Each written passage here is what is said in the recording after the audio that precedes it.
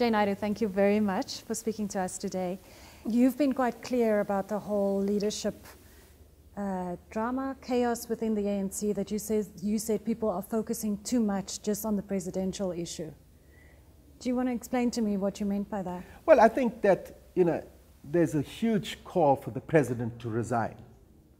So what happens if he resigns today? Do you think the situation of people in villages and the informal settlements, young people in schools that are deprived of proper education is going to change? The issues we face are systemic.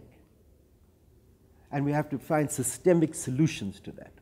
So for me, the critical issue is rethinking education in the 21st century. What is the education we need today, which all over the world, by the way, is designed for people to go and look for jobs, and in fact, there are no jobs. So politicians who are promising to create millions of jobs are lying to us.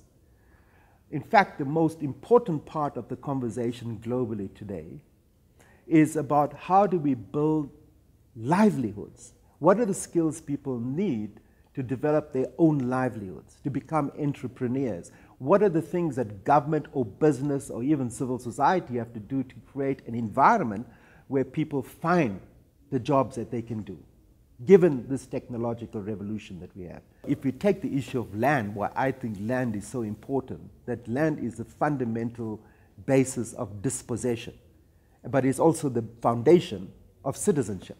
First of all, they need to have ownership of land.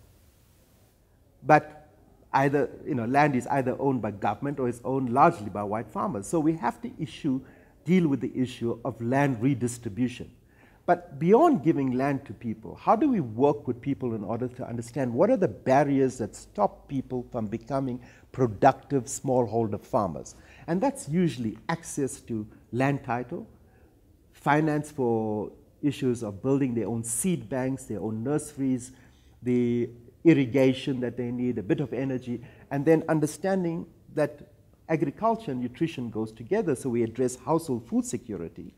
But with understanding the food value chain, that whatever they produce can be sold in the market. So what is it that business can do to promote smallholder farming? And I think that there are many things we can do that we need to do today, but do differently from what we did in the past. And why aren't we? Because we, in one sense, we locked into the past. Our thinking so often is dominated by an ideological position that emerged out of the 19th century, which is very important in our day, but increasingly for young people today, they're alienated by the conversation. Are you a capitalist? Are you a socialist? Are you a communist? I mean, young people today are not interested in that. The second part is that, that we live in the 21st century, where the technological revolution has redefined the very nature of work, how we live, how we organize our lives, how we communicate, how we access services, how we think of opportunities.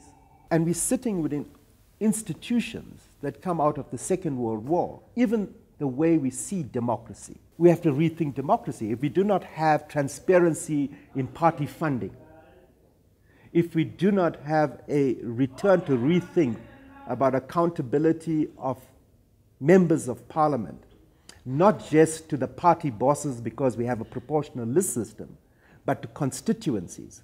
So the whole conflict we're seeing in the country today around people chosen to represent communities and then replaced by the party bosses, which creates a new cycle of violence we have in this country. How do we create accountable systems?